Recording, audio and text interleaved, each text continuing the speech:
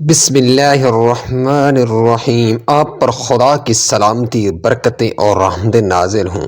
روزانہ یہ سورت 7 مرتبہ پڑھ لو، اپنی تمام اولادوں کو کامیاب ہوتا ہوا آپ اپنی آنکھوں سے دیکھو گے۔ محترم ناظرین، سورت الکوثر اور الحمدللہ رب العالمین روزانہ پڑھنے کا معمول بنا لیں۔ یہ سورت پڑھنے سے آپ اپنے بیٹے اپنی بیٹیوں کو کامیاب ہوتے ہوئے دیکھیں گے اور دنیا آپ کے بیٹے بیٹیوں کی قسمت پر رشک کرے گی۔ وہ لوگ جو زندگی کے ہر میدان میں اپنی اولاد کو کامیاب دیکھنا چاہتے ہیں تو آج کا یہ وظیفہ ان کے لیے ہے، اسے لازمی کریں اور انشاءاللہ اس وظیفے کے فضائل و برکات کی وجہ سے ان کی اولاد دنیا کے ہر معاملے میں ترقی کی منازل طے کریں گی۔ خواتین و حضرات، وظیفہ شروع کرنے سے پہلے آپ سے ایک درخواست ہے کہ ویڈیو کو مکمل دیکھا کریں۔ کچھ خواتین و حضرات کامنٹس باکس میں لکھتے ہیں کہ آپ ویڈیو لمبی بناتے ہیں، یہ کرتے ہیں وہ کرتے ہیں، تو ان کے لیے عرض ہے کہ ویڈیو کو لمبا کرنا پڑتا ہے تاکہ لوگوں کو اچھی طرح سمجھ آئے کہ وظیفہ کس طرح کرنا ہے، کیونکہ اس کے ساتھ فضائل اور دلائل بھی بتانے پڑتے ہیں تاکہ وہ اچھی طرح خشوع سے کریں اور اس کا ان پر اثر بھی ہو۔ تو ناظرین، اس لیے ویڈیو کو لمبا کرنا پڑتا ہے۔ یہ اتنا تیز وظیفہ ہے کہ 2 منٹ میں اثر کر جائے گا۔ خواتین و حضرات، یہ وظیفہ زندگی کے ہر مسائل کے حل کے لیے کافی ہے۔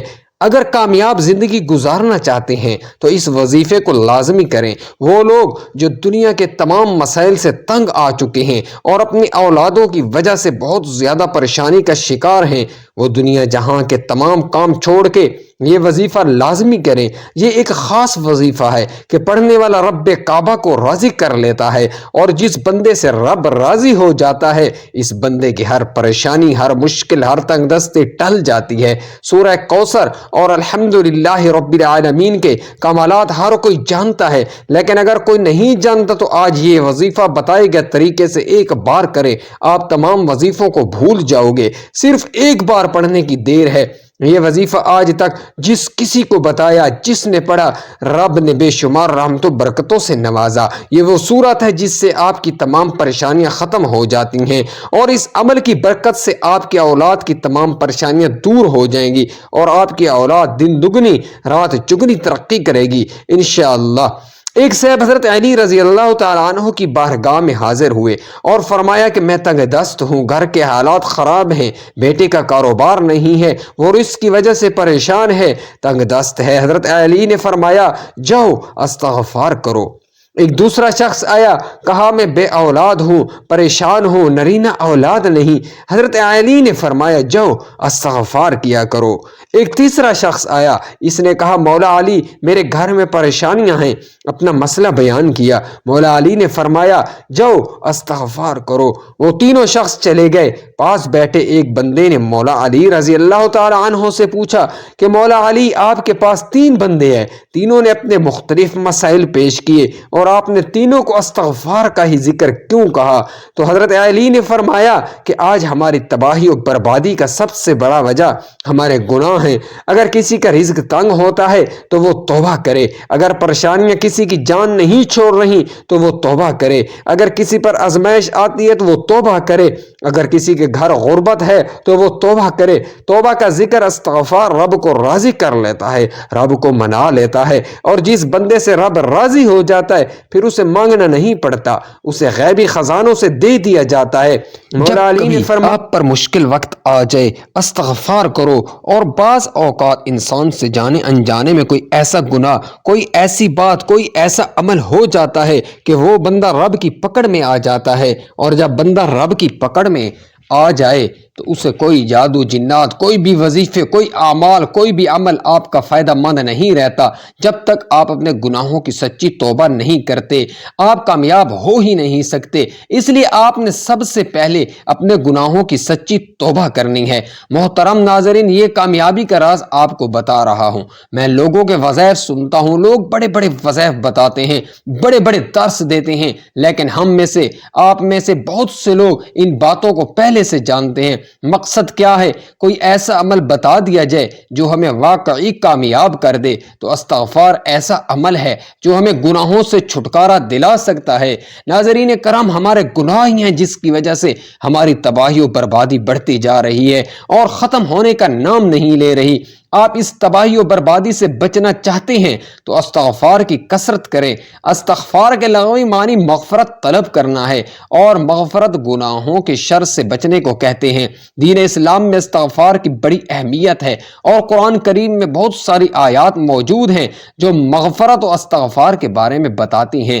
کچھ آیات اس کے بارے میں حکم دیتی ہیں، کچھ اس کی طلب کے بارے میں ہیں، کچھ اس کی تعریف بیان کرتی ہیں۔ سورۃ النساء میں اللہ رب العزت نے نبی پاک محمد صلی اللہ علیہ وسلم کو حکم دیا اور فرمایا، اور اللہ تعالیٰ سے بخشش مانگو، بے شک وہ بخشش کرنے اور مہربانی کرنے والا ہے۔ سورۃ المزمل میں رب کریم نے مومنوں کو اس بارے میں حکم دیا، اور اللہ تعالیٰ سے بخشش طلب کرتے رہو، یقیناً وہ بخشنے والا مہربان ہے۔ نبی کریم صلی اللہ علیہ وسلم کا فرمان ہے، اور میں اللہ سے دن میں 100 بار بخشش مانگتا ہوں، جس سے استغفار کی اہمیت و افادیت واضح ہوتی ہے۔ استغفار کے ثمرات میں گناہوں کی بخشش، اللہ کی رضا اور اس کی محبت و رحمت، عذاب کا ٹل جانا، کثرت سے خیر و برکت اور دلوں کا روشن اور درجات کا بلند ہونا، زہد و تقوی پیدا ہونا، وقار اور بردباری میں اضافہ، روزی میں کشادگی، مال و دولت میں اضافہ، بلاؤں اور مصیبتوں سے دوری، جسمانی اور روحانی قوت میں اضافہ، اور بندے کا اپنے خالق کی محبت کی طرف رجحان، اور اللہ تعالیٰ کی محبت کے آگے دوسری دنیاوی نعمتوں سے بے نیاز ہونا، اور بندے میں دیگر صفات کا پیدا ہونا شامل ہے۔ جہاں استغفار کے بے شمار فائدے ہیں، وہاں کچھ شرائط بھی ہیں۔ ان میں اولین یہ ہے کہ اللہ تعالیٰ کو حاضر و ناظر ماننا، اور اس کے لیے دل میں یہ جذب اخلاص کا موجزن ہونا، اور عاجزی و انکساری کے ساتھ اللہ تعالیٰ کی طرف متوجہ ہونا، اور خشوع و خضوع کے ساتھ اس کے احکامات کو سمجھنا اور ان پر عمل کرنا۔ جبکہ استغفار کے آداب میں طہارت جسمانی اور روحانی کا ہونا بھی ضروری ہے۔ استغفار کے اوقات وقت سحر کے علاوہ پچھلی رات کو اللہ سے بخشش مانگنا۔ رسول اکرم صلی اللہ علیہ وسلم کا فرمان ہے کہ رب کائنات رات کے آخری 23 میں ہر رات دنیا سے قریب والے آسمان پر نازل ہوتے ہیں اور کہتے ہیں کہ کون ہے جو مجھے پکارے اور دعا و استغفار کرے، میں اس کی دعا کو قبول کروں، اور کون ہے جو مجھ سے سوال کرے اور میں اسے عطا کروں، کون ہے جو مجھ سے مغفرت طلب کرے اور میں اسے بخش دوں۔ خواتین و حضرات، آج کا خاص وظیفہ لازمی کیجیے۔ آپ بے روزگار ہیں، آپ بے اولاد ہیں، آپ کاروبار نہیں چل رہا، آپ کے گھر میں مسائل ہیں، آپ کی جتنی بھی پریشانیاں، جتنے مسائل، جتنی رکاوٹیں، جتنی بندشیں ہیں، یہ سب ختم ہو جائیں گی اگر آپ سورۃ الکوثر اور الحمدللہ رب العالمین کا وظیفہ کریں گے، کیونکہ یہ ایک ایسی آیت ہے جو اللہ تعالیٰ کی پاکی کو بیان کرتی ہے اور اللہ تعالیٰ کا شکر ادا کرنے کی ہمیں توفیق عطا کرتی ہے۔ جب ہم اللہ تعالیٰ کا شکر ادا کریں گے تو ہمیں غیب سے اتنا خزانہ عطا کرے گا کہ آپ خود حیران رہ جائیں گے، آپ کو سمجھ بھی نہیں آئے گی یہ دولت اور رزق کہاں کہاں سے آ رہا ہے۔ اگر آپ روزانہ کی بنیاد پر عمل کریں گے تو انشاءاللہ آپ کی اولاد کی ترقی دنیا والے دیکھیں گے اور حیران رہیں گے کہ اچانک اللہ تعالیٰ نے ان کو اتنی کامیابی سے کیسے نواز دیا۔ خواتین و حضرات، حضرت عائشہ صدیقہ رضی اللہ تعالی عنہ روایت فرماتی ہیں کہ حضور نبی اکرم صلی اللہ علیہ وسلم نے فرمایا، قرآن مجید کا ماہر معزز و محترم فرشتوں اور معظم و مکرم انبیاء علیہ السلام کے ساتھ ہوگا، اور وہ شخص جو قرآن پڑھتا ہو لیکن اس میں اٹکتا ہو اور پڑھنا اس پر کند ذہن یا موٹی زبان ہونے کی وجہ سے مشکل ہو، اس کے لیے بھی دگنا اجر ہے۔ ایک دوسری روایت میں ہے کہ وہ شخص جو قرآن پڑھتا ہے حالانکہ یہ پڑھنا اس کے لیے سخت مشکل ہو، اس کے لیے 2 اجر ہیں۔ حضرت سعد بن ابی وقاص رضی اللہ تعالی عنہ روایت کرتے ہیں کہ رسول اللہ صلی اللہ علیہ وسلم نے فرمایا، تم میں سے بہترین لوگ وہ ہیں جو قرآن مجید سیکھیں اور سکھائیں، اور وہ بندہ مومن جو قرآن نہیں پڑھتا، اس کی مثال خشک کھجور سی ہے جس میں خوشبو تو نہیں ہوتی البتہ ذائقہ شیریں ہوتا ہے، اور وہ منافق جو قرآن مجید پڑھتا ہے، اس کی مثال ریحانہ گلاب کے پھول کی سی ہے کہ اس کی خوشبو اچھی اور ذائقہ کڑوا ہوتا ہے۔ ایک اور روایت میں منافق کے بجائے فاجر یعنی بدکار کے الفاظ ہیں۔ حضرت ابو ہریرہ رضی اللہ تعالی عنہ سے روایت ہے کہ حضور نبی اکرم صلی اللہ علیہ وسلم نے فرمایا، حسد رشک تو بس 2 آدمیوں سے ہی کرنا جائز ہے۔ پہلا وہ شخص جسے اللہ تعالیٰ نے قرآن پڑھنا سمجھنا سکھایا تو وہ رات اور دن کے اوقات میں اس کی تلاوت کرتا ہے۔ اس کا پڑوسی اسے قرآن پڑھتے ہوئے سنتا ہے تو کہہ اٹھتا ہے کہ کاش مجھے بھی اس کی مثل قرآن عطا کیا جاتا تو میں بھی اسی طرح عمل کرتا جس طرح یہ کرتا ہے۔ اور دوسرا وہ شخص جسے اللہ تعالیٰ نے مال بخشا ہے اور وہ اسے اللہ کی راہ میں صرف کرتا ہے، دوسرا شخص اسے دیکھ کر کہتا ہے کاش مجھے بھی اتنا مال ملتا جتنا اسے ملا ہے تو میں بھی اسی طرح عمل کرتا جس طرح یہ عمل کرتا ہے۔ خواتین و حضرات، اولاد کی کامیابی میں والدین کی خوشی ہے۔ اس میں کوئی شک و شبہ نہیں کہ ایک باپ اپنی اولاد کے لیے اپنی زندگی تک قربان کر لیتا ہے، بلکہ اگر یہ کہوں کہ اپنی خوشیاں ہی قربان کر کے خوشیاں حاصل کرتا ہے تو یہ غلط نہیں ہوگا۔ اگر معاشرے میں دیکھیں تو ہر ماں باپ کی خواہش ہوتی ہے کہ اس کا بیٹا یا بیٹی پڑھ لکھ کر بڑا بنے اور ماں باپ کا نام روشن کرے، مگر ضروری نہیں اکثر ایسا ہو، لیکن بحیثیت والدین ہمیں اچھے کی امید لگانی چاہیے۔ آج اس بات کی کہانی بیان کر رہا ہوں جس کا بچہ پاس تو ہوا مگر نمبر انتہائی کم تھے۔ باپ کو دکھ بہت ہوا مگر بیٹے سمیت کسی کو محسوس نہیں ہونے دیا اور بیٹے کا ہاتھ پکڑ کر ساتھ لے گیا اور ایک بیکری سے مٹھائی لی اور واپس گھر آیا اور پھر بیٹے کو ساتھ لے کر محلے کے ایک ایک گھر میں مٹھائی تقسیم کرتا گیا اور ساتھ میں کہتا رہا یہ دیکھو میرا بیٹا پاس ہو گیا، 36% نمبر لیے ہیں، آج میں خوش ہوں، میرا بیٹا اتنے اچھے نمبروں سے پاس ہو گیا۔ یہ دیکھ کر محلے والے بھی حیران ہو گئے کہ 36% نمبر پر اتنی خوشی، لیکن کوئی کچھ نہ کہہ سکا۔ مٹھائی جو کھانی تھی، اب بچہ دل میں خوش ہوا کہ اس نے اتنے اچھے نمبر لیے ہیں۔ اس کا جذبہ آسمان کی بلندیوں کو چھونے لگا اور اس نے دل میں سوچا کہ اب اور محنت کر کے اپنے باپ کو اور خوش کروں گا۔ اور پھر اس بچے میں ایک نیا جذبہ پیدا ہوا اور اس نے دل لگا کر پڑھائی شروع کی اور اگلے امتحان میں اس نے اچھے نمبر لیے اور یوں اگلے سال سکول ٹاپ کر گیا۔ یوں اگر تمام والدین سوچ کو بدلیں، نہ کہ بچوں کو ٹارچر کریں، جس سے بچے ذہنی طور پر مفلوج ہو جاتے ہیں اور پڑھائی سے متنفر ہو جاتے ہیں۔ لہٰذا ہمیں بچوں کی ترقی چاہیے تو ان کی ذہنی ترقی ضروری ہے، تب جا کے ہمیں نتائج ملیں گے۔ اللہ جل شانہ نے آپ صلی اللہ علیہ وسلم کے دنیا میں تشریف لانے کے بعد سے قیامت تک کے انسانوں کی ہدایت کے لیے اپنی کتاب قرآن مجید نازل فرمائی۔ قرآن مجید دنیا کی واحد ایسی کتاب ہے جس میں قیامت تک کے انسانوں کے لیے اللہ جل شانہ کی رضا کے مطابق زندگی گزارنے کے احکامات موجود ہیں۔ جو شخص قرآن مجید کے احکامات کے مطابق زندگی گزارے گا وہی صراط مستقیم پر چلنے والا ہوگا۔ مادہ پرستی اور نفس نفسی کے اس دور میں ہر انسان کسی نہ کسی قسم کی پریشانی میں مبتلا ہے اور سکون کی تلاش میں ہے۔ ویسے تو زندگی میں سکون قائم رہنے اور کوئی پریشانی نہ آنے کی انسانی خواہش ہمیشہ سے رہی ہے، لیکن تفریق کے اس دور میں سکون کے کچھ لمحے میسر آنے کی تمنا کچھ زیادہ بڑھ گئی ہے۔ اگر آپ زندگی میں سکون حاصل کرنا چاہتے ہیں تو آپ کو ایسے اصول اپنانے ہوں گے جو آپ کو زندگی فراہم کر سکیں۔ قرآن پاک جو اللہ کی پاکیزہ کتاب ہے اور ہماری ہدایت اور کامیابی کے لیے اتاری گئی ہے، اس میں اللہ پاک نے جہاں اپنی وحدانیت، نبوت اور رسالت بیان کی ہے اور دینی اور دنیاوی کامیابی کے لیے سماجی اور معاشرتی آداب کو بیان کیا، وہیں زندگی کو خوشگوار بنانے کے حوالے سے بھی رہنما اصول بیان کیے ہیں۔ ان اصولوں کو جان کر اگر ان پر عمل کیا جائے تو زندگی کی بہت سی پریشانیوں اور مشکلات کو ختم کر کے اسے خوشگوار بنایا جا سکتا ہے۔ پارہ 26 سورہ حجرات میں اللہ رب العزت نے ان الفاظ کے ساتھ یہ اصول ارشاد فرمایا: اے ایمان والو، بہت زیادہ گمان کرنے سے بچو، بے شک کوئی گمان گناہ ہو جاتا ہے، اور پوشیدہ باتوں کو جستجو نہ کرو اور ایک دوسرے کی غیبت نہ کرو۔ کیا تم میں سے کوئی پسند کرے گا کہ اپنے مرے ہوئے بھائی کا گوشت کھائے تو یہ تمہیں ناپسند ہوگا۔ اسلام نے یہ بات واضح کر دی ہے کہ جس دنیا میں تم ہو وہ عارضی، مختصر اور ناپائیدار ہے اور اس میں تمہارا قیام و قرار بھی بہت تھوڑا ہے۔ اس کے مقابلے میں ایک اور دنیا جسے آخرت کہا جاتا ہے وہ پائیدار ہے اور کبھی نہ ختم ہونے والی ہے۔ وہاں کا قیام و قرار بھی طویل اور ہمیشہ باقی رہنے والا ہے۔ قرآن مجید میں ارشاد ہے: اور دنیا کی یہ زندگی تو محض عارضی مختصر اور کھیل تماشا ہے، البتہ آخرت کے گھر کی زندگی حقیقی زندگی ہے۔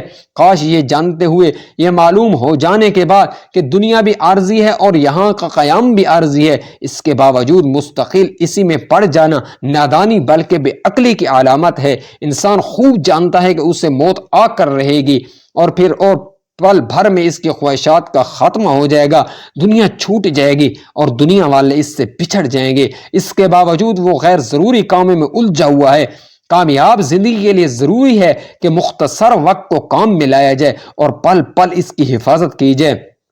آخرت ہمیشہ کی جگہ ہے اور وہاں کی زندگی دائمی ہے، تو ہوش مندی کا تقاضا یہ ہے کہ اپنی پوری توجہ اور فکر اسی کی طرف منتقل کرے اور اس کے حصول کے لیے اس دنیاوی زندگی کا استعمال کرے۔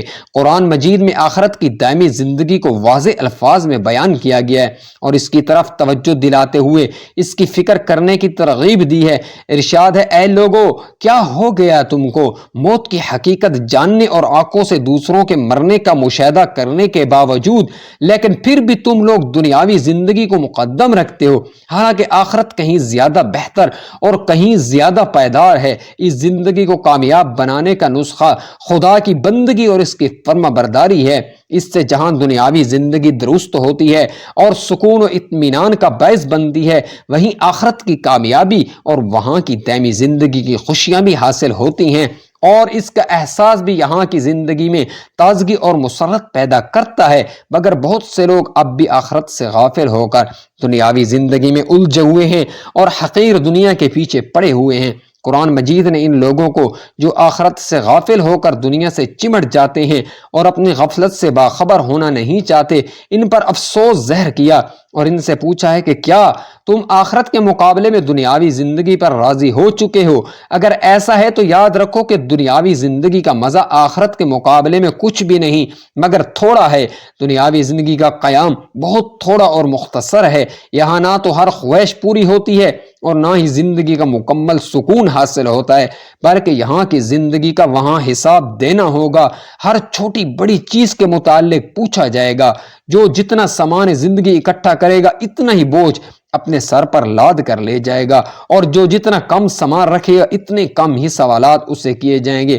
پیارے آقا سرور کائنات صلی اللہ علیہ وسلم نے تعلیم دی کہ انسان زیادہ کی فکر نہ کرے بلکہ کم سے کم چیزوں پر قناعت کرے، کیونکہ دنیا اس کے لیے مسافر خانہ ہے اور مسافر ہی اتنا سامان اپنے پاس رکھتا ہے جتنا کہ ضرورت ہو۔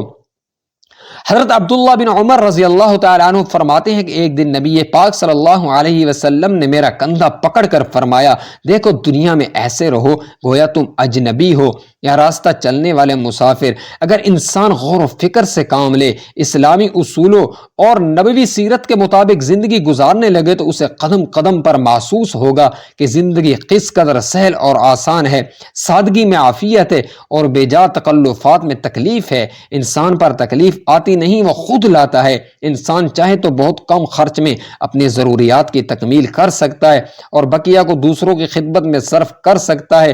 در حقیقت جینا اسی کا نام ہے کہ جو دوسروں کے لیے ہو۔ انسان چاہے تو جسمانی و ذہنی تھکاوٹ اور دیگر پریشانیوں سے خود کو دور رکھ سکتا ہے، مگر اس کے لیے اسے کفایت، چوری، سادگی اور بقدر ضرورت پر عمل کرنا پڑے گا، جیسا کہ اس وقت بہت سے لوگ کرتے ہوئے دکھائی دے رہے ہیں۔ موجودہ حالات نے ہمیں بہت کچھ سکھایا ہے، بس ہمیں سمجھنے اور سیکھنے اور اس کے مطابق اپنی زندگی کو ڈھالنے کی ضرورت ہے۔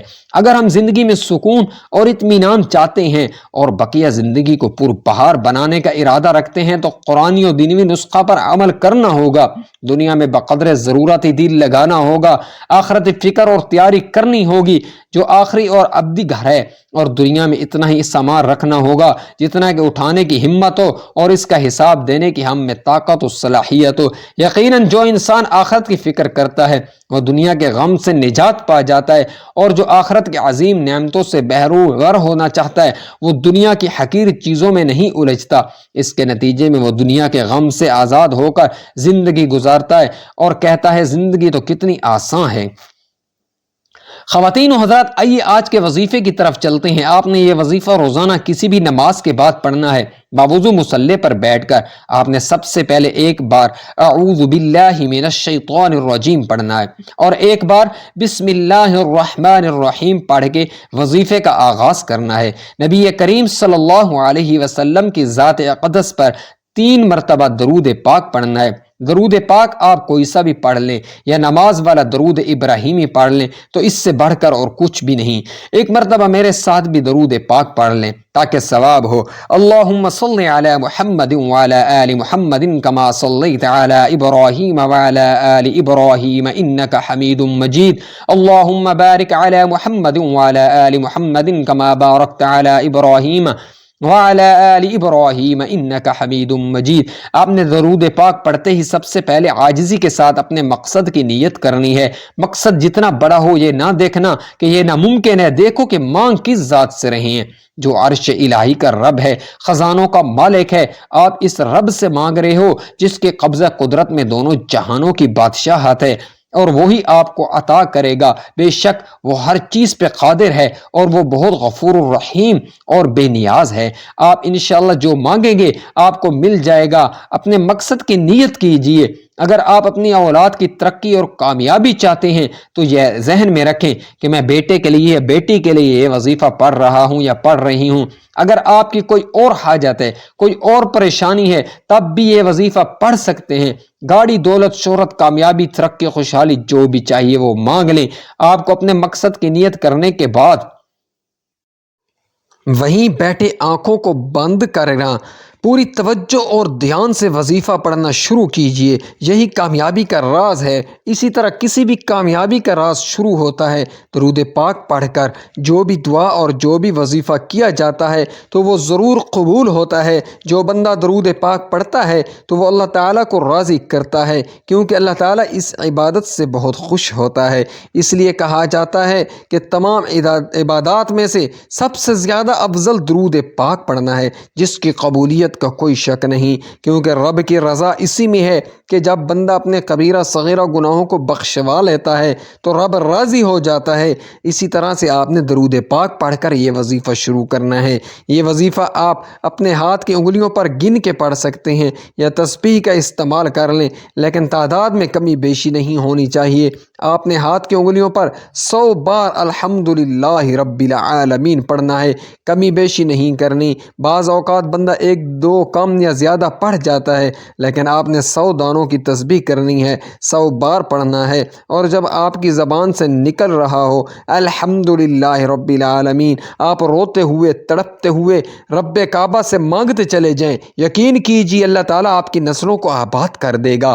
جس گناہوں کی پکڑ کی وجہ سے رب نے آپ کا رزق تنگ کیا، آپ کے گھر میں پریشانیاں ہیں، فاقے ہیں، غربت ہے، تنگ دستیاں ہیں، اس سب صورت کی فضیلت و برکت سے ہر طرح کی پریشانیاں، ہر طرح کے گناہ، ہر طرح کی بندشیں ٹوٹ جائیں گی اور کامیابی آپ کا مقدر ہو جائے گی۔ 100 دانوں کی یہ تسبیح پڑھنے کے بعد اب دوسرے نمبر پر جو آپ نے وظیفہ کرنا ہے وہ رب کے 2 ناموں کا وظیفہ ہے۔ 11 بار آپ نے یا رزاق یا فتاح کا وظیفہ پڑھنا ہے۔ یا رزاق یا فتاح، اے رزق دینے والی ذات، اے مشکلوں پر قابو پانے والی ذات، اے کامیابی دینے والی ذات۔ یا رزاق یا فتاح کو پکارنے کی دیر ہے، فرشتے عرش الہی سے فرش زمین پر اتریں گے، کامیابیاں چھوڑ جائیں گے۔ یا رزق یا فتاح کو ملا کے پڑھا تو ایک بار ہو گیا، یا رزاق یا فتاح۔ اسی طرح آپ نے یہ وظیفہ 11 بار پڑھنا ہے۔ وظائف ہر کوئی بتاتا ہے لیکن کامیاب ہونے کا طریقہ کوئی نہیں بتاتا۔ کامیابی کا راز ہر کوئی چھپا لیتا ہے۔ ہم تو چاہتے ہیں کہ لوگوں کی آسانیاں ہوں، لوگوں کی دعائیں قبول ہوں، لوگوں کی پریشانیاں ختم ہوں اور آپ کا علاج زندگی کے ہر میدان میں کامیاب ہوں۔ غور سے سنیے گا، نبی کریم صلی اللہ علیہ وسلم پر درود پڑھنے کے بعد پہلے نمبر پر وظیفہ الحمدللہ رب العالمین کو 100 بار پڑھنا ہے۔ دوسرے نمبر پر جو وظیفہ ہے وہ رب کے 2 نام یا رزاق یا فتاح، آپ نے صرف 11 بار یا رزاق یا فتاح کو بتائے گئے طریقے سے پڑھنا پڑھنا ہے۔ اب تیسرے نمبر پر آخری جو وظیفہ ہے، آپ نے صرف اور صرف 3 بار سورہ کوثر پڑھنی ہے۔ 3 بار سورہ کوثر پڑھ کر آخر میں 3 بار وہی درود پاک پڑھنا جو وظیفہ شروع کرتے وقت پڑھا تھا، اور وظیفہ مکمل کر دینا ہے۔ اب کامیابی کا کیا راز ہے؟ اس کو پڑھ کے اپنے رب کا شکر ادا کیا، اس کی پاکی بیان کر کے اپنے گناہوں کو بخشوا لیا، اب رب راضی ہے، اب انعام لینے کا وقت ہے۔ یا رزق مل جائے گا، رزق کے دروازے کھل جائیں گے، یا فتح سے کامیابی آپ کا مقدر ہو جائے گی، رکاوٹیں بندشیں ہٹ جائیں گی، اور آپ پر رحمت و برکتوں کی برسات ہوگی۔ سورہ کوثر سے آپ کے گھر کے حالات بدل جائیں گے، بے سکونی بے برکتی ہمیشہ کے لیے ختم ہو جائے گی۔ یہ وظیفہ کوئی نہیں بتائے گا، یہ وظیفہ بتائے گا طریقے سے کیجئے گا۔ خواتین و حضرات، آج کا وظیفہ نہایت ہی آسان اور مختصر ہے۔ آپ نے دیکھا ہوگا کہ اس کو پڑھنے کے لیے صرف 1 آدھ منٹ ہی لگے گا، اس سے زیادہ کا وقت آپ کا نہیں لگے گا۔ آپ نے یہ وظیفہ کسی بھی نماز کے بعد کر لینا ہے، اور انشاءاللہ آپ کی جو بھی پریشانی ہے، اولاد کے حوالے سے، رزق کے حوالے سے، یا کوئی بھی مسئلہ ہے، ابھی پریشانی ہے، وہ ختم ہو جائے گی۔ دعا ہے کہ اللہ تعالیٰ میرا سنانا اور آپ کا سننا اپنے پاک بارگاہ میں قبول و منظور فرمائے۔ خواتین و حضرات، گزارش ہے کہ اللہ کے 99 ناموں میں سے کوئی ایک نام کامنٹس میں لکھ کر ضرور شیئر کریں۔ اللہ تعالیٰ ہم سب کا حامی و ناصر ہو۔ والسلام۔